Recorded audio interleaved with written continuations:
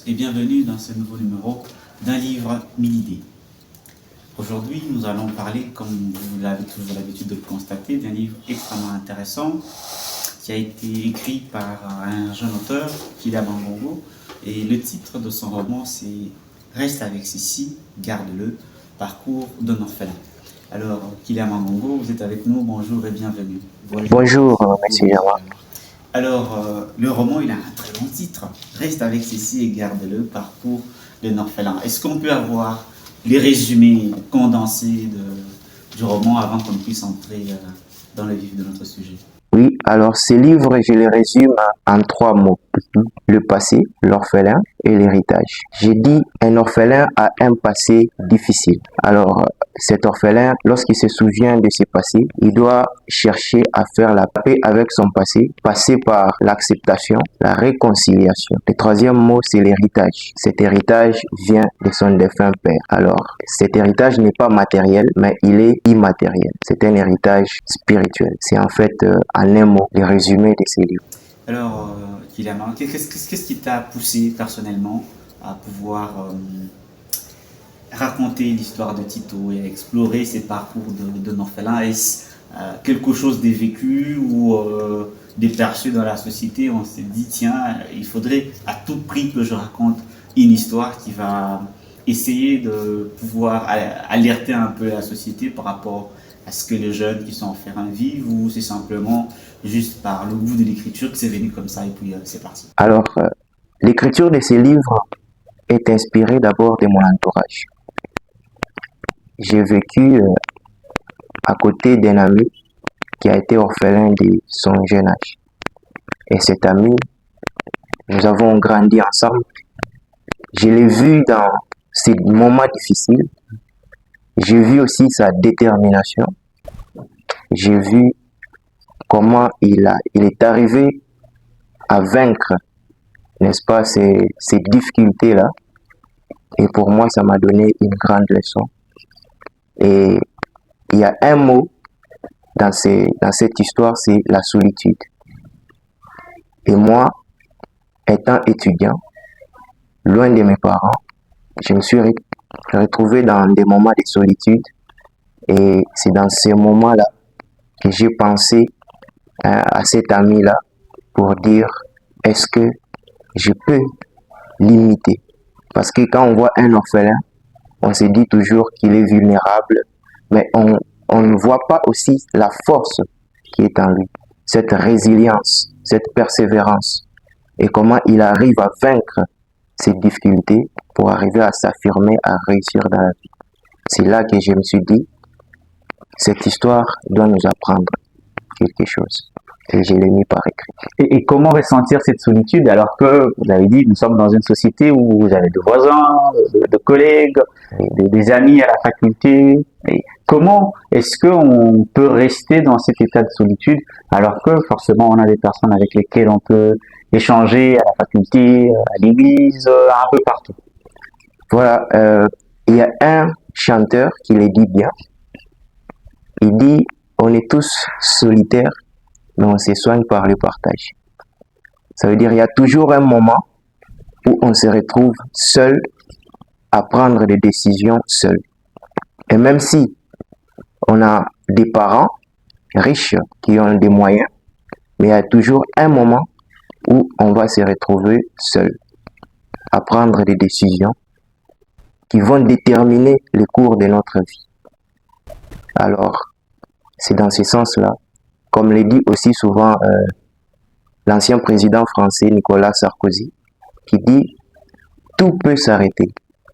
Tout ce qu'on croit dur se casse, mais tout ce qu'on croit fragile persiste parce qu'on y prête attention. » C'est à ce niveau-là que j'écris pour dire, même si vous n'êtes pas orphelin, mais vous devez savoir que tout peut s'arrêter d'un moment à l'autre. Voilà. Et en lisant le roman, on sent qu'il y a un tout petit peu de dose d'autobiographie. Est-ce qu'il y a une part d'autobiographie de Kilama dans le personnage de Tito, ou c'est simplement une simple coïncidence? Alors, ma part d'autobiographie est beaucoup plus dans les pères de Tito. Alors, cela est inspiré de mon expérience personnelle du salut. Le moment où je suis devenu chrétien, c'est à ce moment-là que je me suis dit, et si tout s'arrêtait? Et si je soufflais une dernière bougie sur terre, qu'est-ce que je le serais? Je ne suis pas encore père, je n'ai pas encore beaucoup de biens. Mais quel est cet héritage que je peux laisser à mes petits frères ou aux jeunes de cette génération? Et je dis, c'est cet héritage qui est au-delà des choses matérielles. C'est un héritage spirituel. Comment s'est passée l'écriture? Parce qu'on voit qu'il y a des thèmes assez récents, notamment la problématique de la pandémie de Covid-19, il y a la problématique des gratuités de l'enseignement. Comment ça a été lors de l'écriture? Comment avez-vous fait pour intégrer ces thèmes assez récents, notamment surtout celui de Covid-19? On a vu ce que Covid-19 a fait, autant de morts, distanciation sociale, jusqu'aujourd'hui maintenant il y a certains gestes qui sont restés presque, disons, devenus quotidiens parce que ça a été vécu pendant la période de Covid-19. Comment avez-vous fait ces ponts entre l'histoire de Tito et l'intégration de... Alors, la littérature, c'est le reflet de la réalité. Ou alors, comme l'a dit aussi le professeur Madim Bazouch, la littérature est une valeur ajoutée à la réalité. Alors, dans ce sens-là, les thèmes contemporains ou des événements qui se passent autour de nous doivent figurer, n'est-ce pas, dans ce que nous écrivons pour marquer l'histoire, pour nous plonger en fait dans ce monde que nous vivons aujourd'hui. C'est là qu'est venue l'idée d'intégrer l'événement de Covid-19 qui a été en quelque sorte le mobile même de l'écriture de ces livres. Et il n'y a pas que le Covid-19, il y a aussi la gratuité de l'enseignement, avec tout ce que ça a apporté comme difficultés, conséquences. Il y a aussi le thème de la guerre qui subit notre pays à l'Est. Il y a aussi, n'est-ce pas, le chômage, par exemple. Tous ces thèmes-là que nous vivons aujourd'hui, lorsque les lecteurs se retrouvent en train de lire cela, ils ne voient pas en fait la différence ou la fiction, mais ils se retrouvent dans le monde qu'ils côtoient au quotidien. C'est ça. Si ceux qui nous regardent se posent la question de savoir à qui est-ce que ce livre s'adresse de manière prioritaire, aux jeunes orphelins ou à tout ce public qui aimerait toucher un jour un livre, de lire pour découvrir ce qu'il a mis ici, on vous pose cette question. C'est quoi votre public cible? À qui est-ce que le livre s'adresse de manière prioritaire? Les livres s'adressent principalement aux jeunes adolescents et aux jeunes adultes, parce que vous y trouverez beaucoup plus un père qui parle à son enfant, qui lui montre des principes de vie, qui lui montre, n'est-ce pas, des conseils fondamentaux qu'il doit mettre en exercice dans sa vie quotidienne. Donc il s'adresse d'abord aux jeunes adolescents principalement. Et pour vous, quand vous avez rencontré la littérature, avant qu'on revienne à d'autres questions, quel est selon vous le rôle de la littérature dans la sensibilisation de certains enjeux sociaux? Parce qu'on a vu, vous avez parlé évidemment de Covid-19, de la guerre, du chômage, de gratuité de l'enseignement. Quel est le rôle que vous donnez à cette littérature par rapport à la sensibilisation de ces enjeux sociaux que les gens vivent? Le premier rôle de la littérature, c'est retranscrire ce que nous vivons afin que les autres ou les générations futures qui liront puissent revivre ces moments, parce qu'on dit rien n'est nouveau sous le soleil. Alors, ces choses que nous vivons aujourd'hui pourraient se répéter à l'avenir, et ceux qui liront, les générations futures, vont se retrouver et savoir comment se préparer peut-être à l'avenir. Le deuxième rôle, c'est aussi de dénoncer, n'est-ce pas, peut-être les injustices ou alors le manque d'action au niveau personnel ou alors au niveau collectif. Et lorsque le lecteur se retrouve face à ces injustices, face à ces difficultés-là, il doit maintenant savoir comment prendre des décisions à ce niveau. Avec cette interpellation, de l'écriture. Alors dans le roman, on voit que le legs paternel que Tito découvre, il apparaît comme une sorte de lumière. C'est une sorte d'ouverture sur le monde, sur la vie. Qu'est-ce que cela représente de manière symbolique? Pour vous, ça représente quoi?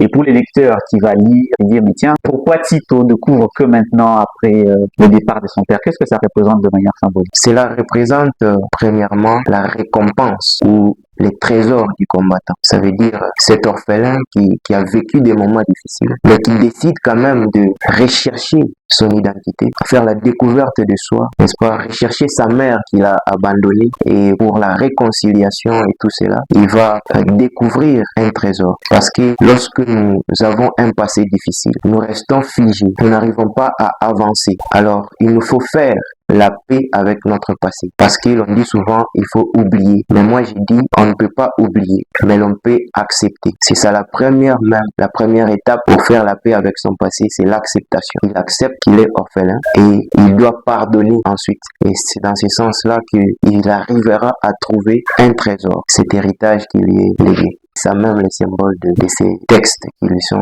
laissés. Pour ce jeune qui nous regarde, qui nous écoute, qui peut se trouver dans la situation de Tito, qui s'est dit mais c'est tellement difficile de vivre ce qui s'est dit comme ça, ce qui est écrit parfois. Qu'est-ce que vous, en tant qu'écrivain, vous espérez susciter comme réaction auprès de vos lecteurs, surtout les adolescents ainsi que les jeunes adultes, lorsqu'ils liront le livre?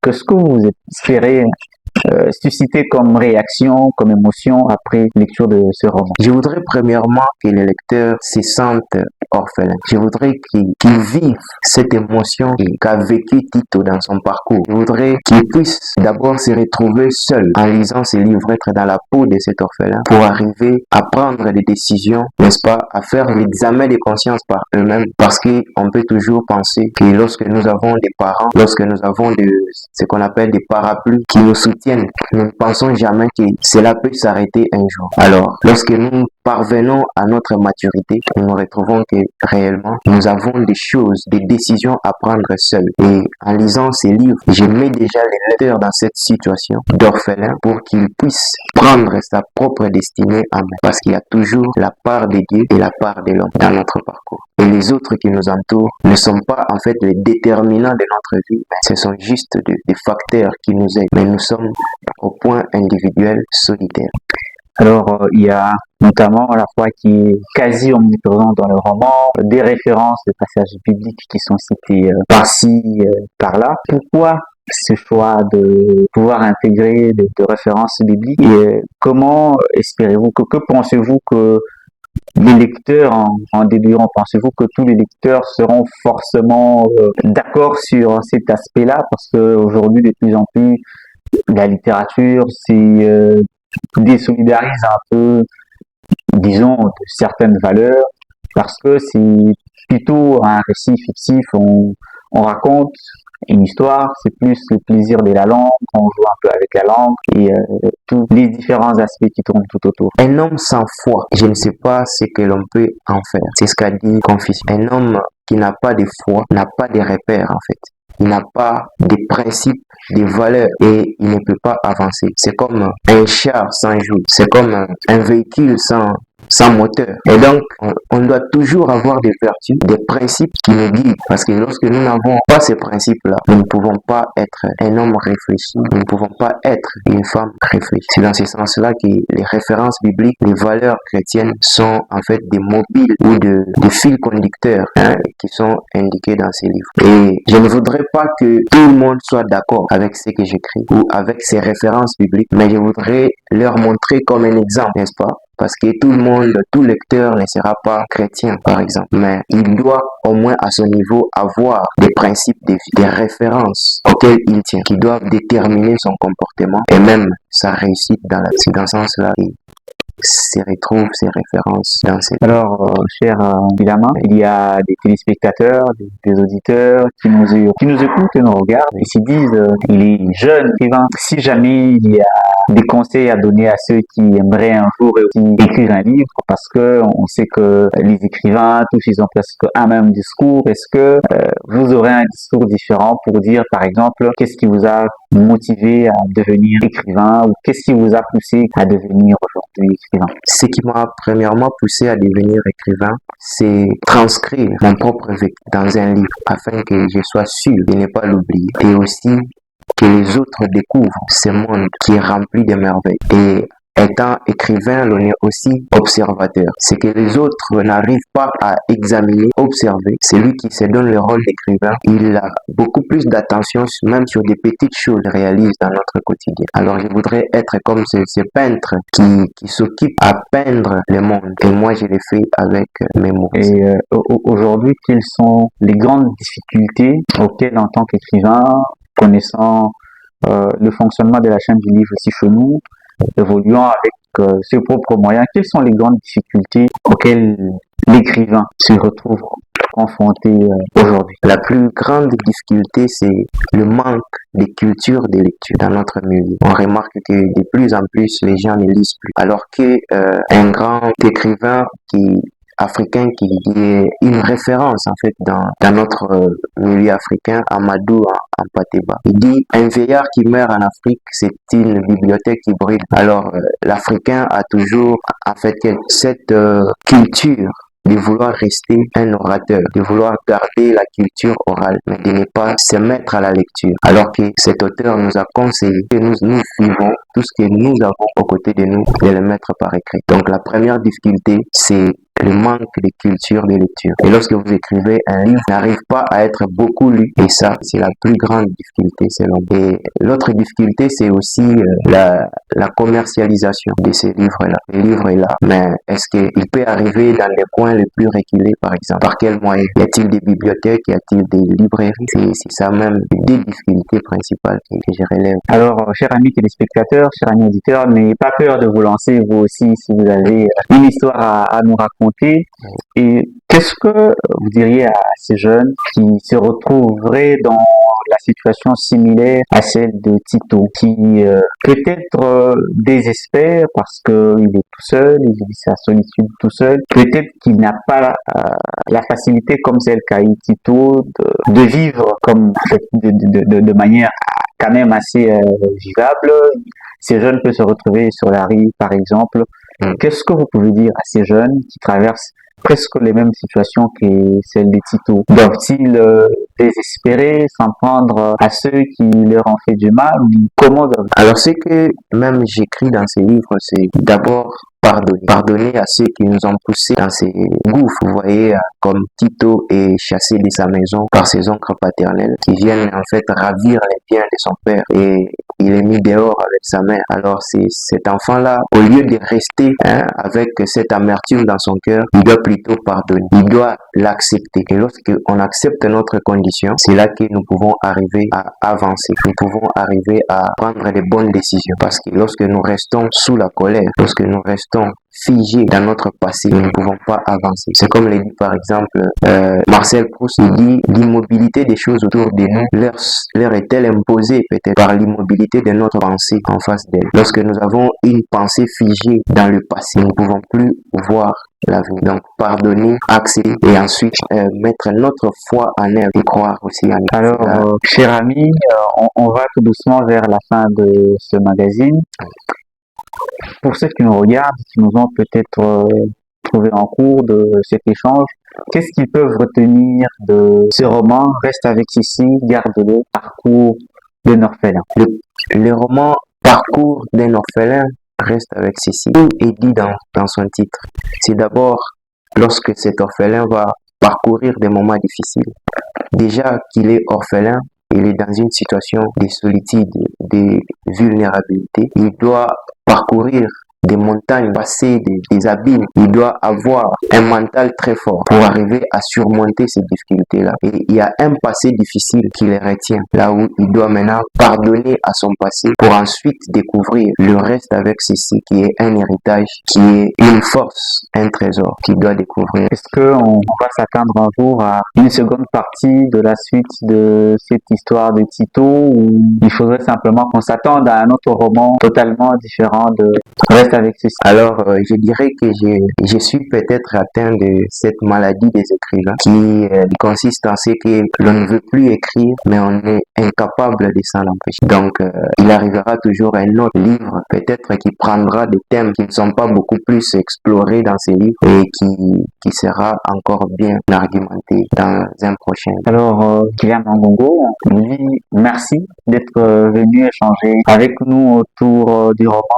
Reste avec ceci et garde-le, Parcours d'un orphelin. Merci beaucoup, c'est un plaisir pour moi. Alors, très chers amis téléspectateurs, chers amis auditeurs, vous l'avez compris, nous sommes arrivés à la fin de cet échange. On dit souvent que les bonnes choses ne durent pas. Eh bien, si vous avez aimé ces magazines, dites merci à la grande équipe. Mais avant de finir, ce roman, Reste avec ceci et gardez-le, c'est une main tendue à ceux qui doutent, ceux qui traversent des périodes de turbulence, ceux qui sont dans l'ombre. Ce roman sera comme une sorte de lueur. Vous savez où le trouver, n'hésitez pas à nous rendre visite sur l'avenue de Manille, numéro 48. Vous avez aimé ce magazine, dites merci à toute la grande équipe. N'hésitez pas à aller faire un tour sur notre compte YouTube Un livre mille idées. Abonnez-vous pour ne rien rater de nos nouvelles émissions. D'ici et là, prenez soin de vous. Au revoir.